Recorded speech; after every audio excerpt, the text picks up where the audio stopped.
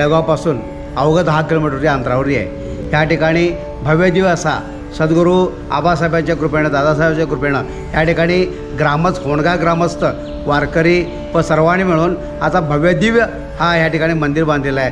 परिसर एकदम सुंदर आहे, सर्व व्यवस्था आहे आणि त्याकरता आपण ही नियोजन केला की ह्या ठिकाणी आपण काय करायचं, शिबिर भरवायचं आहे.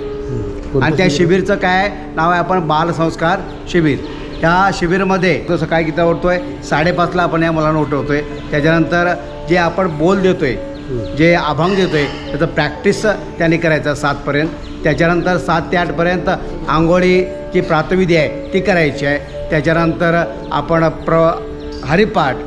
हरिपाठ झाला, नाश्ता. जेव्हा तुम्ही अवघ्या 18 दिवसामध्ये ज्याला अजून टाळ धरता आलं येत नव्हतं, ज्याला टाळ म्हणजे काय माहीत नाही, अशी काही मुलं होती, त्या मुलांना आज टाळ, त्या क्लासमध्ये 60 मुलं होती. 60 मुलं आहेत. म्हणजे सुट्टीमध्ये तुम्ही दरवर्षी या सुट्टीमध्ये आपण हा नियोजन करतो आहे. काय काय शिकवता तुम्ही? त्यामध्ये आपण गीतापाठ, हरिपाठ, पखवाज, भजन, वादन आणि ज्या मोठी मुलं आहेत त्यांना कीर्तन पुरवण्याची आपण धडे दाखवतो. इथंच राहावं लागतं? इथंच राहावं लागतं. किती दिवस? 18 दिवस. 18 दिवसामध्ये होत आहे. परंतु हे कसं आहे, 18 दिवस जे पूर्ण होत नाही, पुढं आपण तिथे क्लासेस घेतो. प्रत्येक रविवारी क्लासेस असते, त्या क्लासमध्ये ती मुलं प्रवीण होतात. आजचा दिवस हा सांगतेच आहे.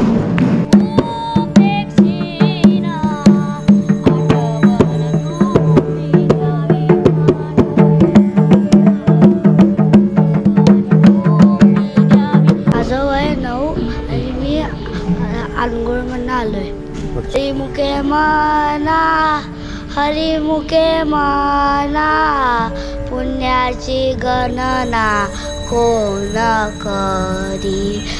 मी या शिबिरमध्ये 16 बोल आणि 16 श्लोक आणि 5 अभंग शिकताना कसं आदर द्यायचं ते पण शिकतो. पक्वाचे बोल, परत भगवद्गीतेमधील अध्याय 15वा अध्याय 12वा अध्याय ते गुरुजींमुळं मला पूर्ण शिकायला मिळाला.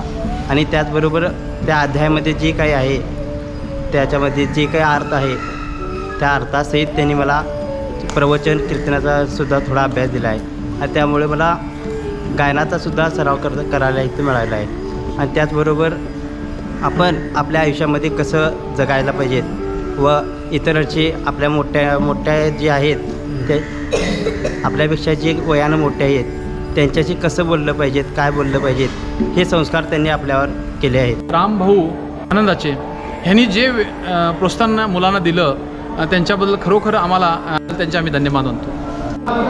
आबासाहेबांच्या कृपेनं आज जो सांप्रदायिक भजन गोपाळ गुरुजी शिकवायला लागलेत, ह्याचा उद्देश आहे की मुलं आज जी तयार व्हायला लागलेत, अभंग, पखवाज, त्यानंतर टाळ, मृदंग हे काही शिकवायला लागलेत.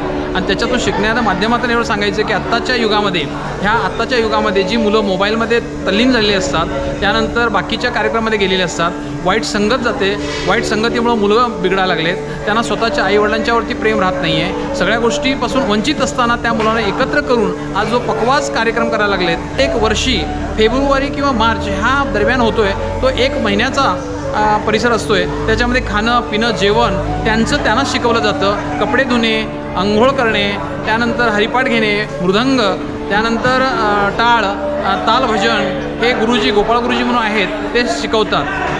आणि या ठिकाणी लहान मुलांना जे संस्कार दिले जातात, की ढोल वाजवणे, त्याच्यानंतर टाळ वाजवणे, त्याच्यानंतर भगवद्गीतेचे श्लोक, त्या मुलांच्याकडे आज आम्ही बघितलं. आज या शिबिरची सांगता झाली.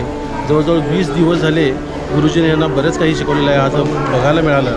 आणि ह्या मोबाईलच्या काळामध्ये ह्या सगळी मुलं मोबाईलमध्ये गुंतलेले असतात आणि अशा ह्या काळामध्ये ह्या मुलांना हे संस्कार दिले जातात, तर फार मोठी गोष्ट आहे. आईवडिलांचा काय केलं पाहिजे, आपण त्याचा आदर दिला पाहिजे, त्यांच्याशी आपण चांगलं वागणूक केलं पाहिजे. तसंच आपले जे वडील माणसं आहेत आपल्यापासून मोठी, त्यांचा आदर राखला पाहिजे. हे करामुळे तू ते कर यानं आपण सुरुवात करायची आणि संध्याकाळी सुद्धा नामजप केला होता. असं जर तुम्ही नित्यनेमानं तर करत गेला, खरोखरच एक वेगळ्याच थरावरती जाऊन पोहोचता तुम्ही.